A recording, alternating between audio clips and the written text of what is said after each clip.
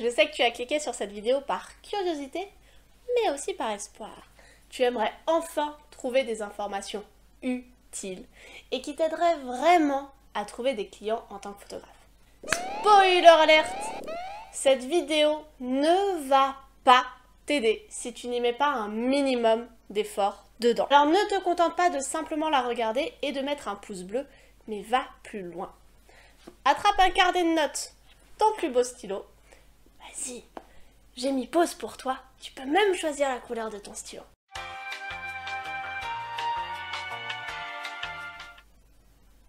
C'est bon? T'es prêt? C'est parti. Prépare-toi à tout noter et à mettre en action. Car aujourd'hui, je vais te donner 5 techniques pour trouver tes premiers clients en photo. Et encore une fois, vraiment, si tu ne les appliques pas, cela ne servira strictement à rien et tu auras juste perdu ton temps à écouter une énième vidéo sur YouTube. Et comme mon but à moi, dans la vie, c'est de t'aider à vivre toi de tes photos, je tiens vraiment à ce que tu changes des choses dans ton business photo juste après cette vidéo. Je sais que mes conseils y sont efficaces et en plus qu'ils fonctionnent vraiment. Je les ai mis moi-même en action et je les ai aussi donnés à mes clients. Alors je compte sur toi pour transformer cette vidéo en super plan d'action en appliquant absolument tout ce que je vais te dire. Prête? Alors c'est parti! Moi, c'est Lydia, coach business pour les photographes et aujourd'hui je t'offre donc 5 techniques diablement efficaces pour enfin trouver des clients quand on est photographe pro. Parce que oui, moi aussi je l'ai vécu. Tu sais, cette période un petit peu déprimante où tu postes tes photos, tu as de bons retours dessus, mais personne ne te book de séance malgré les super commentaires. Un petit peu comme ça. Et en plus, les rares personnes qui te contactent, en général, elles finissent par te dire que c'est trop cher. Et encore, c'est quand elles prennent la peine de te répondre parce que certains finissent par te ghoster. Pourtant, je sais que tu as tout fait pour que ça fonctionne. De belles images, un beau site internet, une page sur les réseaux sociaux et, je pense, des heures de prise de tête pour avoir des tarifs corrects et surtout qui te correspondent. C'est un peu nul, pas vrai? Mais oh les cœurs, je suis là pour toi et je vais t'aider à changer tout ça. Donc ouvre grand les oreilles, comme disait ma mère, et prépare-toi à appliquer si tu veux avoir des résultats visibles. Parce que oui, je te vois là, derrière ton écran. Je compte sur toi pour faire l'effort d'appliquer mes conseils. J'insiste, mais c'est vraiment, vraiment important. Sinon, tu sais quoi? Je viendrai personnellement te mettre un coup de pied aux fesses. C'est compris? D'ailleurs, pour te motiver un petit peu, quand tu auras tout mis en place dans ton entreprise photo, reviens et mets dans les commentaires ici, sous la vidéo, le nombre de clients que tu as réussi à récupérer grâce à mes techniques. Parce que oui, je sais que tu en auras, vu que mes techniques fonctionnent. Allez, sans plus attendre, on passe à la première technique. Le tunnel de vente. La première technique, c'est le tunnel de vente parce que oui, j'ai utilisé un vilain jargon marketing, mais il est très simple à comprendre et en plus super important dans une entreprise photo. Pour les plus visuels, comme moi, c'est tout simplement une sorte d'entonnoir, un petit peu comme ça, qui va te permettre de convertir tes abonnés en clients de façon naturelle et sans passer pour une vendeuse de tapis. Ce qui est quand même super cool, non? Du coup, ça se présente de cette façon. La première phase va tout simplement consister à attirer tes futurs clients. Ça se fait avec ce qu'on appelle une stratégie d'acquisition. Je t'en ai déjà parlé dans d'autres vidéos et en plus, ça reste entre nous, mais je suis en train de te concocter toute une vidéo dessus. En tout cas, ne t'en fais pas. Si tu n'as pas vu mes autres vidéos, le principe est tout simple. Il suffit en fait de mettre en place une stratégie prédéfinie pour faire entrer tes clients dans ton tunnel de vente. Il existe des milliers de manières possibles et imaginables de le faire et je vais en développer une des possibilités dans le point juste après, le point numéro 2, avec la deuxième technique. En tout cas, le but du jeu, c'est vraiment d'attirer des personnes qui sont qualifiées. Des personnes qui correspondent du coup à ton client idéal. Si tu veux, j'ai fait toute une vidéo sur les clients idéaux, ou idéaux, je ne sais jamais comment on dit, juste ici, dans la fiche YouTube. Hop.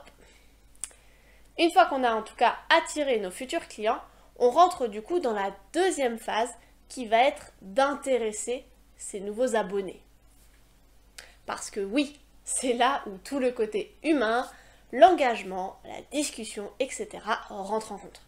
Car tes abonnés, c'est avant tout des personnes, comme toi et moi, avec des sentiments, des besoins et des envies. Et même si je sais que tu veux faire de l'argent, et c'est normal, ton job n'est pas uniquement de pomper leur fric. Désolée pour le langage, mais c'est vraiment primordial pour moi. Il faut avant tout que tu les comprennes pour pouvoir les aider. Et pour ça, il faut discuter avec eux. Il faut les connaître et poster du contenu qui les intéresse. C'est tout simplement comme ça que tu auras une première base de fans qui aimeront ton travail et qui, tout simplement, seront prêts à passer la suite quand tu leur donneras l'occasion. Et cette occasion, c'est justement la partie 3 de notre tunnel. Ce moment-là, on rentrera dans la partie un petit peu plus marketing, la conversion. Tada! Une fois que tu connais bien tes futurs clients et que tu as un petit peu noué la conversation, etc. avec eux, et surtout capter leur attention grâce à tes posts, il va falloir leur faire sauter le pas pour les convertir en clients. Pour cela, il faut tout simplement leur donner l'excuse de le faire.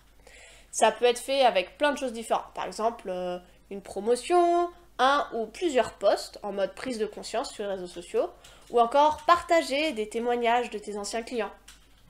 Il y a plusieurs façons de le faire. Libre à toi de choisir celle qui te plaît et avec laquelle tu es à l'aise. L'essentiel est qu'il faut que ce soit clair pour tes abonnés. Tu vends des séances photos et tu es prête à discuter avec eux pour prendre leur réservation. Ce qui nous amène au dernier point, la vente. Pour vendre, tu peux tout simplement le faire de manière douce et naturelle, en continuité avec la conversion que tu auras choisie. Bien sûr, attention, si celle-ci s'y prête. Ou alors, tu peux le faire de façon un petit peu plus assumée. Vendre de façon plus assumée sera peut-être un petit peu plus dur pour toi, si jamais tu fais partie des gens qui ont du mal à se mettre en avant. Même si c'est assez efficace, c'est vrai que il faut pouvoir poster directement, par exemple, des statuts pour vendre, et surtout, il ne faut pas avoir peur de se poser en tant que professionnel. Une professionnelle qui mérite de se faire payer pour son travail. Et c'est ton cas, je te vois.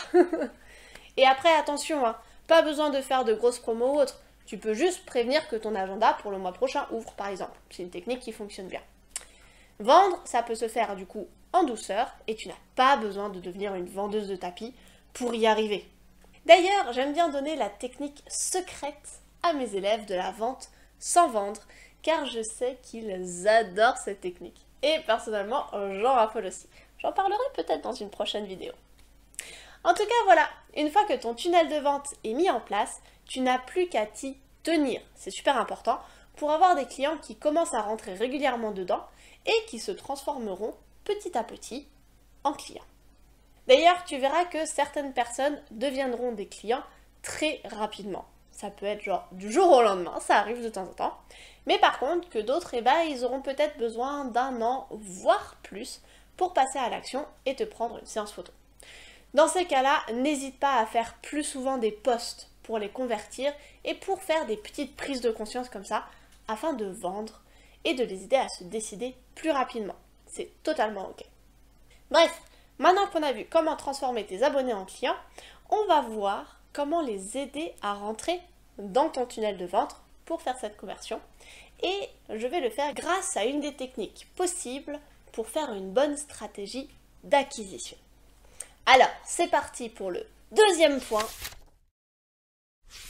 La stratégie de contenu est actuellement la meilleure manière de faire une bonne stratégie d'acquisition. Surtout pour les photographes.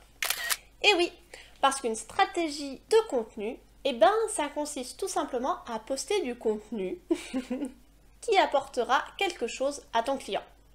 Ça peut être par exemple des astuces, des tutos, de l'aide sur un sujet en particulier. Ça peut aussi remplir un besoin ou encore une envie.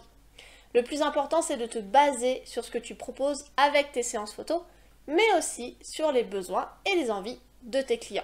Et si tu ne sais pas exactement ce que tu proposes, à part des souvenirs et des émotions, je te conseille fortement d'y réfléchir. C'est super important pour réussir à se démarquer et à se rendre unique. Et si tu as besoin d'aide, j'ai la formation parfaite pour toi. Je te mets tout ça dans la description et j'espère que tu y jetteras un œil. En tout cas, en tant que photographe, on a déjà du contenu à partager grâce à nos photos. Donc du coup, c'est facile de créer du contenu et de faire une stratégie de contenu. Il suffit ensuite de faire un calendrier éditorial pour préparer des posts variés. Mais attention, pour faire une bonne stratégie de contenu, il ne suffit pas simplement de poster ses photos. Il faut aussi proposer de la valeur. D'où du coup l'intérêt de connaître les besoins de ses clients, comme on l'a vu un petit peu au-dessus. Et aussi ce que toi tu proposes. Parce que si tu fais des choses en rapport avec d'autres photos que tu fais pas, voilà. Il faut que tu réfléchisses à ce que tu veux faire passer comme message aussi et quels objectifs tu veux remplir avec tes posts. D'ailleurs, n'oublie pas de rajouter un bon texte avec tes images, de justement transmettre tes valeurs, tes idées, etc. Tu peux aussi mettre un appel à l'action et surtout, sois régulière. Une fois que tu auras tout bien ficelé, tu n'auras plus qu'à t'y tenir et tu verras que les clients arriveront tout seuls.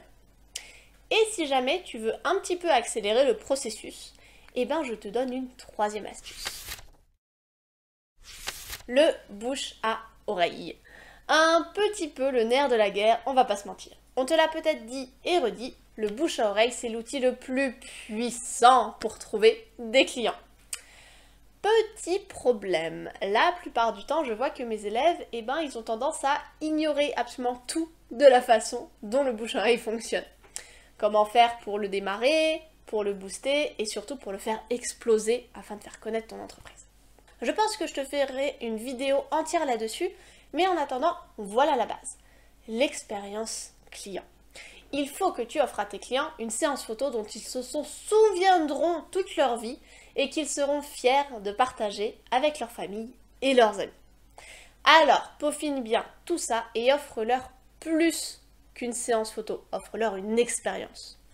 Tu pourras ensuite envoyer un questionnaire de satisfaction ou alors un petit message de remerciement, bien entendu en mettant une phrase qui les incitera à parler de ton travail et à partager tes photos.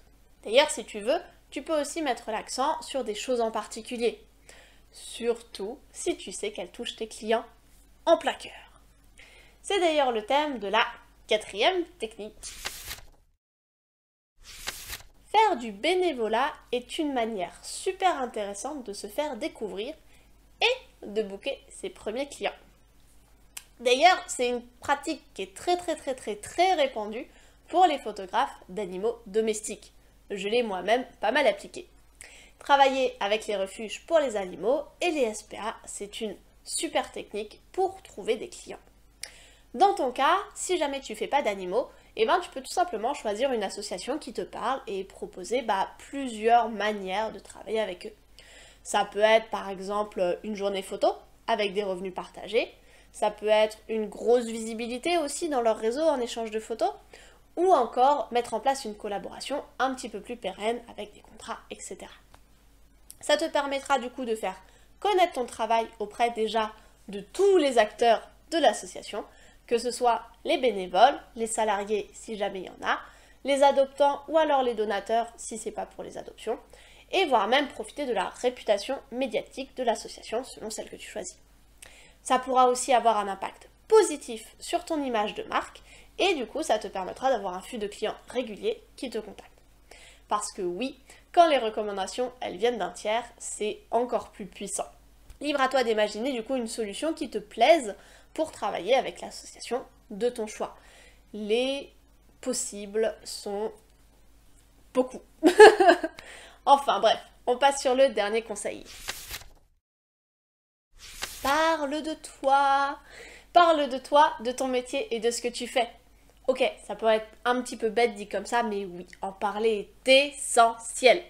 Quand on te demande ton métier, ose dire que tu es photographe. Et ne te contente pas de sourire pour couper court à la discussion. Je sais que ça peut être tentant, mais vraiment, il faut que tu parles de tes valeurs, que tu déroules ton pourquoi et que tu fasses passer ton message.